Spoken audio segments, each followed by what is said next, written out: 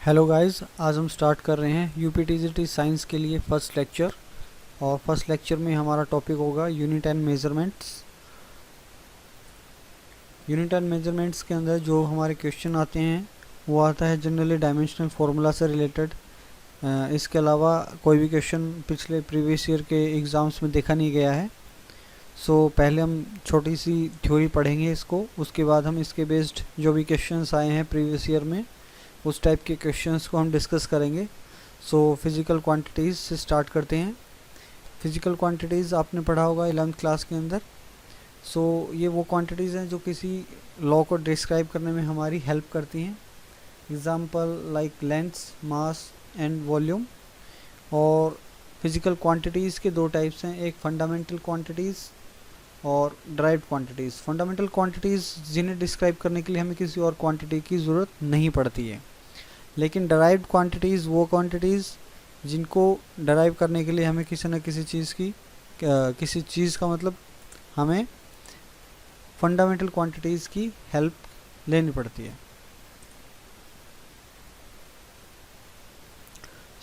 Fundamental quantities हो गई हमारी लेंथ, मास, टाइम। देखिए, टाइम को बताने के लिए हमें सिर्फ टाइम ही बताना की ज़रूरत है और किसी चीज़ की हमें ज़रूरत नहीं है। किसी का मास अगर हम बता रहे हैं तो हमें खाली मास की ही ज़रूरत है। लेकिन डराइव्ड क्वांटिटी जैसे कि स्पीड, जब आप स्पीड बताएंगे, स्पीड के अंदर आपको डिस्टेंस और टाइम दो चीज़ों का पता होना ज़रूरी है। डिस्टेंस यानी कि एक्चुअल पाथ, एक्चुअल लेंथ, और टाइम। इन दो चीज़ों की हेल्प से, इन दो फंडामेंटल क्वांटिटीज़ की हेल्प से ही आप स्पीड को डेराइव कर सकते हैं। इसलिए speed, volume, acceleration, force, etcetera etcetera, ये सभी जो क्वांटिटीज़ हैं वो ड्राइव्ड क्वांटिटीज़ हैं। लेंथ, मास, टाइम और ये बाकी जो और भी फंडामेंटल क्वांटिटीज़ हैं, ये सभी 7 क्वांटिटीज़ हैं। ये सभी फंडामेंटल क्वांटिटीज़ होती हैं, मेनली लेंथ, मास और टाइम। अब देखिए, जो क्वांटिटीज़ हैं, कोई भी क्वांटिटी होगी उसकी कुछ ना कुछ यूनिट आप ज़रूर लेते हैं। जैसे कि टेम्परेचर होता है तो उसकी यूनिट आप ज़रूर लिखेंगे केल्विन। फंडामेंटल यूनिट्स भी होती हैं, वो यूनिट्स जिनको डिस्क्राइब करने के लिए आपको किसी और यूनिट की ज़रूरत नहीं पड़ती है। जैसे कि मीटर, मीटर को बताने के लिए आपको किसी चीज़ की ज़रूरत नहीं है। किलोग्राम को भी डिफाइन करने के लिए आपको किसी और क्वांटिटी की ज़रूरत नहीं है। लेकिन जैसे ही आप डराइव्ड क्वांटिटीज़, मान लीजिए स्पीड को आप डिस्क्राइब कर रहे हैं मीटर पर सेकंड, देखिए यहाँ पे लेंथ, मीटर और टाइम, दो क्वांटिटीज़, दो यूनिट्स की आपको ज़रूरत पड़ी है, इसलिए ये है आपकी डराइव्ड क्वांटिटीज़। ये नीचे सभी के एग्जांपल हैं, डेंसिटी, पोटेंशियल, ये सभी चीज़ें। आपको यहाँ पर हेल्प लेनी पड़ेगी फंडामेंटल यूनिट्स की, डराइव्ड यूनिट्स को बताने के लिए। फिर आता है सिस्टम्स ऑफ यूनिट। आप यूनिट देखिए, जैसे कि आप वेट, मास को आप डिस्कस कर रहे हैं तो मास की यूनिट आप ग्राम भी ले सकते हैं, आप किलोग्राम भी ले सकते हैं, टन भी ले सकते हैं। कुछ एक सिस्टम्स हैं जिनके अंदर एक स्पेसिफिक क्वांटिटी को डराइव करने के लिए जो हम यूनिट लेते हैं उसको बताने के लिए वो यूनिट फिक्स रहती हैं। मींस जब भी कभी लेंथ के लिए पढ़ोगे सीजीएस यूनिट में सेंटीमीटर ही लेंगे, एफपीएस में फिट लेंगे, एमकेएस में मीटर लेंगे। ऐसे ही मास के लिए सीजीएस में ग्राम लेंगे, एफपीएस में पाउंड लेंगे और एमकेएस में किलोग्राम लेंगे। टाइम के लिए तीनों जगह सेम रहेगा, सेकंड सेकंड सेकंड। हम ऐसा यूनिट्स का यूज़ करते हैं जब भी हम कोई भी न्यूमेरिकल सॉल्व करते हैं, और ऐसा यूनिट जो है एमकेएस यूनिट सिस्टम को फॉलो करता है। लेंथ के लिए मीटर, वेट के लिए, मास के लिए किलोग्राम, टाइम के लिए सेकंड हम यूज़ करेंगे ऐसा यूनिट्स में। जनरली इस टॉपिक से हमें क्वेश्चन आ सकता है कि सीजीएस से आप ऐसा यूनिट के अंदर कन्वर्ट कीजिए। सीजीएस में फला फला यूनिट्स को क्या लिखते हैं ऐसा यूनिट। नेक्स्ट इसमें है डायमेंशंस ऑफ फिजिकल क्वांटिटी। देखिए, डायमेंशन जो मैंने आपको स्टार्टिंग में बताया था, इस पे बेस्ड ही हमसे क्वेश्चन पूछे जा रहे हैं प्रीवियस ईयर के क्वेश्चंस पेपर में। सो देखिए MLT, ये आपने 11th क्लास में ज़रूर आपने सुना होगा। फर्स्ट यूनिट रहती है हमारे डायमेंशनल एंड मेजरमेंट की, यूनिट एंड डायमेंशंस, जो भी आपने बुक फॉलो की होगी। सो MLT, ये 3 डायमेंशंस को आप यूज़ करके ही किसी भी फॉर्मूला का आप डायमेंशन फॉर्मूला बता सकते हैं। सो लेंथ के लिए आप L यूज़ करेंगे, मास के लिए M यूज़ करेंगे, टाइम के लिए T यूज़ करेंगे। इसको अच्छे से समझने के लिए अभी हम इस पे बेस्ड एक आध क्वेश्चन को हम यहाँ पर सॉल्व करके देखेंगे। जिस डायमेंशन फॉर्मूला का हम यहाँ पर प्रैक्टिस करके देखते हैं। सबसे पहले हम सबसे ईजीएस्ट लेते हैं, हम यहाँ पे ले लेते हैं एरिया। एरिया आपका होता है लेंथ इंटू ब्रेड्थ। अब देखिए लेंथ, आप यहाँ पर 3 चीज़ें लेनी है आपको, M मास, L आपको लेना है लेंथ के लिए, और T आपको लेना है टाइम के लिए। सो यहाँ पे आपका लेंथ है और ये ब्रेड्थ है, ये दोनों चीज़ आप लेंथ से ही कैलकुलेट करते हैं। इनकी जो क्वांटिटी होगी वो हो जाएगी यहाँ पर L मल्टीप्लाई L, ये हो जाएगा आपका L स्क्वायर। सो इसके लिए जो आपका डायमेंशनल फॉर्मूला होगा वो आपका हो जाएगा M0 L2 T0, क्योंकि देखिए इसमें कहीं भी मास नहीं आया, कहीं भी टाइम नहीं आया। नेक्स्ट आप इसमें देख लीजिए ईजीएस्ट डेंसिटी। देखिए डेंसिटी आपका क्या होता है, मास अपॉन वॉल्यूम। सो मास के लिए आप क्या लिखेंगे यहाँ पर M, और वॉल्यूम आपका होता है L क्यूब, कि वॉल्यूम है length into breadth into height. So each के लिए आप L L L, आपका हो जाएगा L क्यूब, और ये L क्यूब को आप ऊपर लेके जाएंगे तो आपका हो जाएगा M L माइनस 3 T0, क्योंकि यहाँ पे T इस फॉर्मूले आप देखिए T कहीं भी नहीं है। सो T की वैल्यू हम यहाँ पर 0 लेंगे। नेक्स्ट हम ट्राई कर लेते हैं स्पीड का।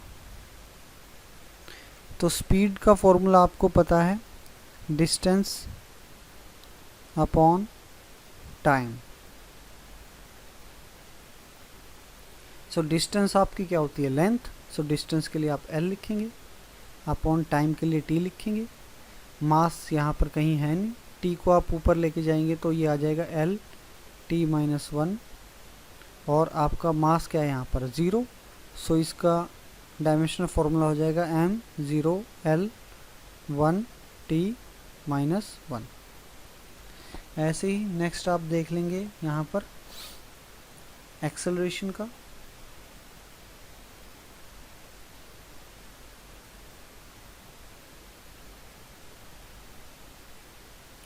एक्सेलरेशन आपका होता है change in velocity upon time. So speed और वेलोसिटी दोनों का सेम होगा डायमेंशनल फॉर्मूला। सो आप यहाँ पर वेलोसिटी के लिए लिख लेंगे L-1, अभी हमारे यहाँ से आया है L1 T-1। देखिए अगर आप 1 या कुछ भी नहीं लिख रहे हैं तो इसका मतलब यहाँ पर L का मतलब 1 ही हो जाएगा। खाली L लिख रहे हैं, इसका मतलब L1, ठीक है। ज़रूरी नहीं है कि आप हर जगह 1 1 लिखें, आपने L लिख दिया इसका मतलब इसकी पावर 1 ही है। सो वेलोसिटी के लिए L1 T-1 upon T, time के लिए ये T ऊपर जाएगा तो माइनस का हो जाएगा। सो L T-1 T-1, सो T-1 T-1 T-2, तो ये आपका आ जाएगा L T-2, और M हो जाएगा इसके लिए 0, क्योंकि मास इसमें कहीं भी नहीं है। नेक्स्ट हम एक करते हैं मोमेंटम।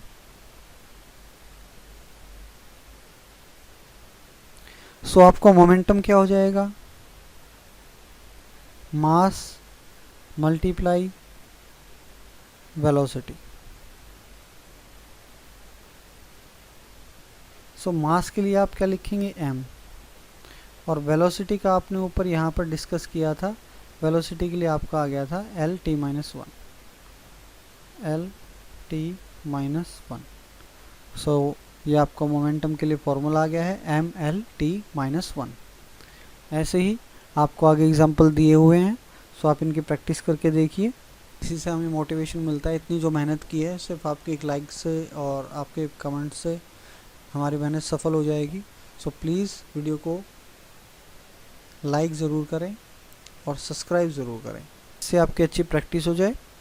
इलेक्ट्रिक करंट के लिए एम्पेयर, थर्मोडायनेमिक टेम्परेचर के लिए केल्विन, इंटेंसिटी के लिए कैंडेला और अमाउंट ऑफ सब्सटेंस के लिए मोल।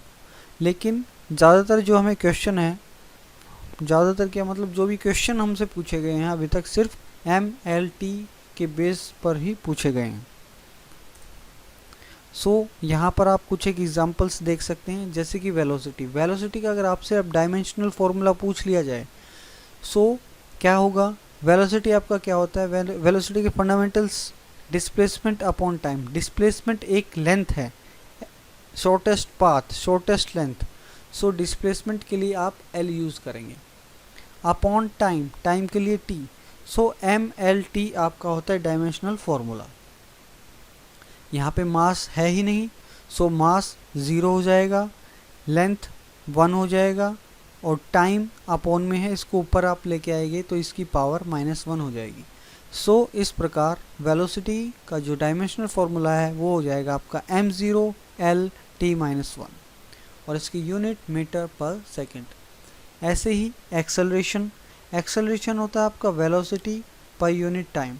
सो ऊपर आप वेलोसिटी का डायमेंशनल फॉर्मूला लिख देंगे, अपॉन में आप टाइम लिखेंगे। सो ये टाइम जैसे ही ऊपर जाएगा, सो -1, नीचे वाला ऊपर जाएगा तो इसका भी -1 तो -2। सो इसका यहाँ पर हो जाएगा m0, 0 यहाँ लिखा नहीं है, सॉरी, L T-2। सो इसको आप इस तरीके से आप इसको सॉल्व कर सकते हैं, इस पे बेस्ड हमारे क्वेश्चंस आने वाले हैं। ठीक ऐसे ही सो आप इनकी प्रैक्टिस कीजिए। जो नीचे आपको काफ़ी सारे एग्जांपल मैंने दिए हुए हैं, सो आप इन एग्जांपल्स को देख सकते हैं।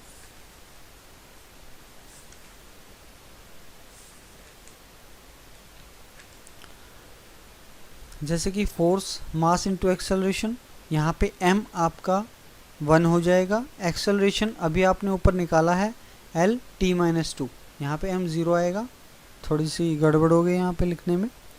सो फोर्स का फॉर्मूला, डायमेंशनल फॉर्मूला हो जाएगा ML T-2। सो इसको आप यहाँ पर एक साथ लिख सकते हैं। ऐसे काफ़ी सारे एग्जांपल्स आपको दिए गए हैं और क्वेश्चन भी इसी बेस पर आने वाले हैं। क्वेश्चन कैसे आ जाएगा, ईजीएस्ट क्वेश्चन आएगा तो सीधा आपसे पूछ लेगा वेलोसिटी का डायमेंशनल फॉर्मूला बताइए, इनमें से क्या है, 4 आपको ऑप्शन दे देंगे। फोर्स का क्या है, आप या तो इनको याद रख सकते हैं या फिर आप इनके बेसिक्स पर जाके इसके फंडामेंटल्स लिख के आप यहाँ पर इसका फॉर्मूला लिख के आप इजीली इसको ड्राइव कर सकते हैं।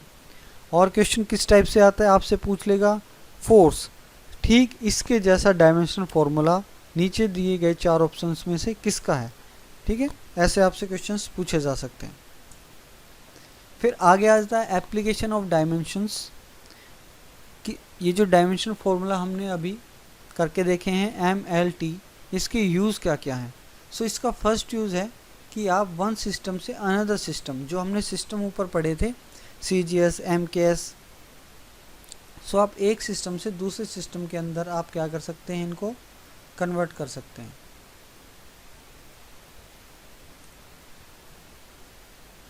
सेकंड आपका हो जाएगा to check the correctness of a physical relation. अगर आपको कोई रिलेशन दे दिया गया है, रिलेशन बोले तो जैसे आपको कोई equation they the v² = u² + at। सो अगर आपको ये चेक करना है कि इक्वेशन करेक्ट है कि नहीं है, सो आप क्या करेंगे, दोनों लेफ्ट हैंड साइड और राइट हैंड साइड के डायमेंशनल फॉर्मूला लिखेंगे। अगर दोनों साइड, राइट हैंड साइड और लेफ्ट हैंड साइड अगर सेम डायमेंशनल आता है, सो आपका इक्वेशन वहाँ से करेक्ट होगा। आप इस चीज़ से यहाँ पर पता लगा सकते हैं। अगर वो रॉन्ग आया, सो इक्वेशन वो रॉन्ग है। ऐसे ही third, to derive the relationship between the different physical quantities. ये आपको जब समझ में आएगा जब हम इसके 1-2 एग्जांपल करके देख लेंगे। आगे हम इसके एग्जांपल करेंगे। ये देखिए हमारा फर्स्ट क्वेश्चन है, the dimensional formula for the change in momentum is same as that for. अब डायमेंशनल फॉर्मूला आपको बताना है कि चेंज इन मोमेंटम जो होता है इसके as it is same formula, dimensional formula किसका होता है। सो आपको इन बाकी चारों जो आपको ऑप्शन दिए गए हैं इनका डायमेंशनल फॉर्मूला पता होना चाहिए। जो डायमेंशन फॉर्मूला आप इसका निकालेंगे वही डायमेंशन फॉर्मूला इनमें से किसी एक का होना चाहिए।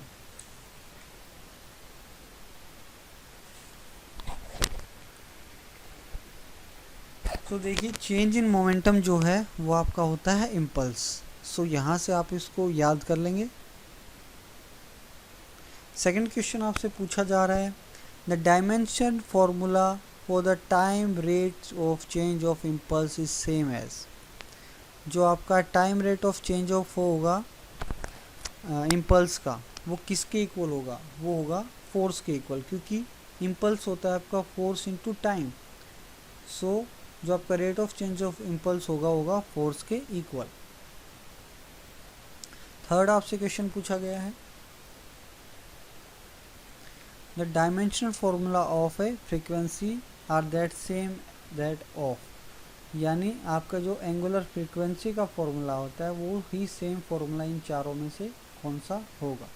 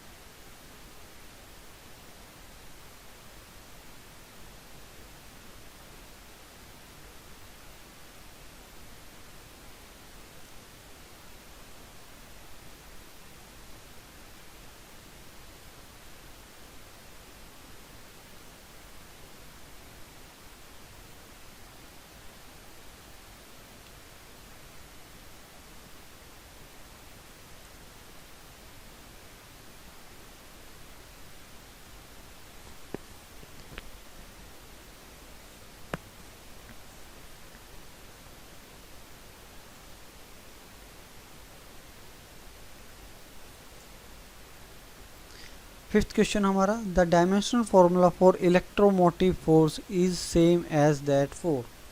Electromotive force is the potential difference of a cell of a battery of an open circuit.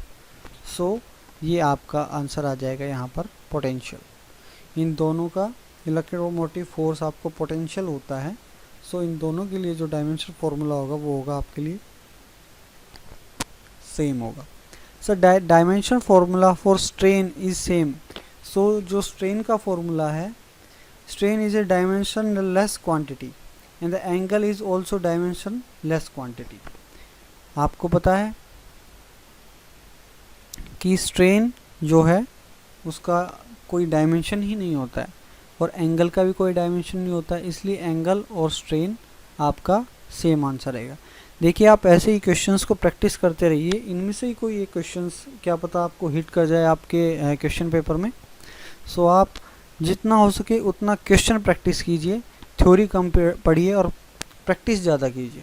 Practice किए हुए क्वेश्चंस ही आपको याद रखने में हेल्प करेंगे और हो सकता है एज इट इज़ क्वेश्चन कोई आपके क्वेश्चन पेपर में यहाँ से स्ट्राइक कर जाए सेम एज इट इज़।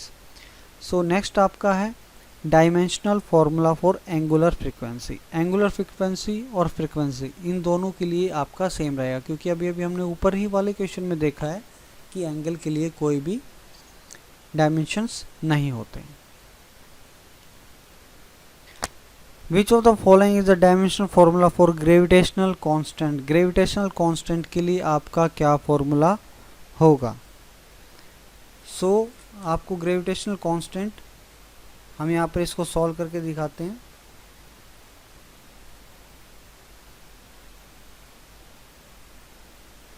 देखिए जी आपका होता है F to R square upon m1 m2, हमने इक्वेशन पढ़ा है F=G m1 m2 by are square. सो यहाँ से आप G फाइंड आउट कर लेंगे, ये आपका आ जाएगा। तो फोर्स के लिए हमें पता है फोर्स का फॉर्मूला वो होता है m l t-2, और r के लिए आप यूज़ करेंगे, r आपकी लेंथ होती है, तो इसके लिए l स्क्वायर, नीचे m1 m2 है, सो अब यहाँ पे आपके 2m हो जाएगा। ये m2 जब आपका ऊपर जाएगा तो हो जाएगा m l t-2 multiply l 2 multiply m-2। सो यहाँ से एक m से एक m कट जाएगा और यहाँ पे l 3 हो जाएगा। सो आपका यहाँ पे आ जाएगा m-1 l आपका हो जाएगा यहाँ पर 3, t आपका हो जाएगा -2। सो आपका यहाँ से आंसर आता है m⁻⁻1 l 3 t -2। सो ये आपका आंसर आ गया यहाँ से। नेक्स्ट क्वेश्चन आप देखिए, the dimension of the velocity. Next question हम देखेंगे, dimension of velocity square divided by radius are the same as that of. So velocity square upon radius, जब आप इसको सॉल्व करेंगे तो आपको देखेंगे इनमें से कोई भी इसके साथ मैच नहीं कर रहा है। ग्रेविटेशनल कांस्टेंट का भी हमने ऊपर निकाला है m-1 l3 lt-2। सो इनमें से किसी के भी साथ मैच नहीं करेगा।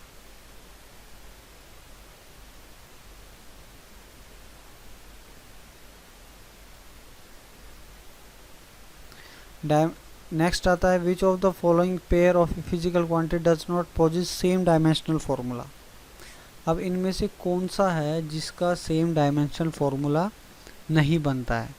सो आप यहाँ पे देखेंगे वर्क के लिए, वर्क और स्ट्रेस, इन दोनों का डायमेंशनल फॉर्मूला जब आप लिखेंगे, अभी यहाँ पे लिख के दिखा देते हैं। सो वर्क का फॉर्मूला आपका होता है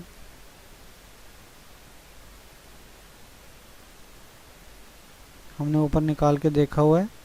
वर्क के लिए आपका होता है l 2 t-2, और स्ट्रेस के लिए हमारा होता है m l-1 t⁻²।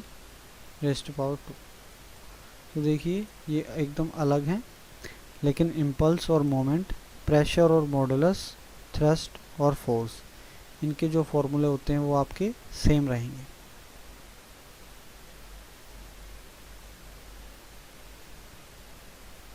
Which of the following is not a dimensionless quantity.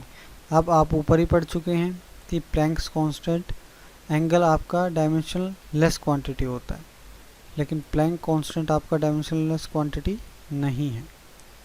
ठीक है, ऐसे ही स्ट्रेन आपका डायमेंशनल लेस है, डाइलेक्ट्रिक कांस्टेंट भी आपका डायमेंशनल लेस है, प्लैंक्स कांस्टेंट आपका डायमेंशनल लेस क्वांटिटी नहीं है। ये देखिए बहुत एक इम्पॉर्टेंट क्वेश्चन है। सो इसके बाद नेक्स्ट हम देखते हैं, विच of the following pair does not possess same dimension. ये क्वेश्चन हम कर चुके हैं, दोबारा रिपीट हो गए हैं।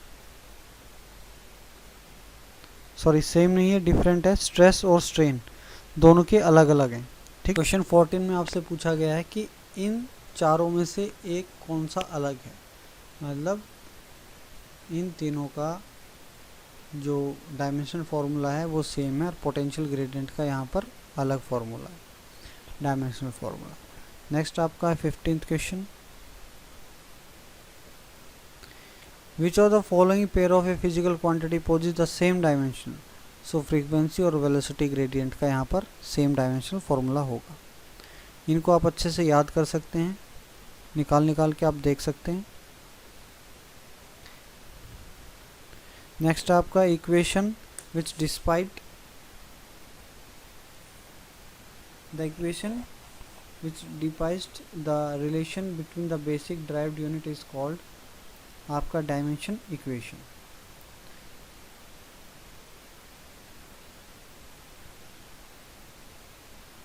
नेक्स्ट आपसे पूछा गया विच of the following pair does not have the same dimension. Angular frequency और पोटेंशियल ग्रेडियंट का एकदम अलग अलग डायमेंशन फार्मूला होता है। आप कोई भी अपनी पिछली 11th क्लास की बुक उठा के देखेंगे तो वहाँ से आप इन सभी फार्मूलाज को देख सकते हैं, समझ सकते हैं। 19th question, the dimension formula for angular momentum same होगा प्लैंक्स कांस्टेंट के। विच ऑफ द, क्योंकि देखिए एंगुलर मोमेंटम और प्लैंक्स कांस्टेंट इन दोनों के डायमेंशन फार्मूला सेम होते हैं। नेक्स्ट आपका which of the following does not have same dimension as pressure, यानी प्रेशर और थ्रस्ट इन दोनों का डायमेंशन फार्मूला सेम नहीं है। दैट मीन्स कि stress, bulk modulus, radiation, pressure और प्रेशर इन चारों का डायमेंशन सेम होता है। नेक्स्ट आपका which of the following is dimensional less quantity. So relative velocity आपकी डायमेंशन लेस क्वांटिटी है। रिलेटिव कोई भी हो, रिलेटिव डेंसिटी, रिलेटिव एनीथिंग, ये सभी डायमेंशन लेस क्वांटिटी होती है। नेक्स्ट आपसे पूछा गया है which of the following have the same dimension as v²/r। So acceleration का सेम डायमेंशन फार्मूला होगा। Next which of the following does not possess the same dimension as pressure. So यहाँ पर अगेन हम देख सकते हैं कि pressure, energy density, bulk modulus, stress इन चारों का डायमेंशन फार्मूला सेम होगा। एनर्जी ग्रेडियंट का डायमेंशन फार्मूला अलग होगा। सो ऐसे आप इन सभी क्वेश्चंस को कर करके देख सकते हैं। ये जो बोल्ड में लिखे हुए हैं ये आपके आंसर हैं। मैं फटाफट एक बार आपके आगे से इनको गुजार देता हूँ, आप स्क्रीनशॉट ले सकते हैं या रोक के भी इन्हें देख सकते हैं। ये आगे भी क्वेश्चंस है। आई होप कि अगर आप इन क्वेश्चंस को कर लेते हैं तो डायमेंशंस का आपका क्वेश्चन एग्ज़ाम में नहीं छूटने वाला है। ये 29th, 30th और 31 क्वेश्चन, इन सभी को भी आप देख लेंगे। 32, 33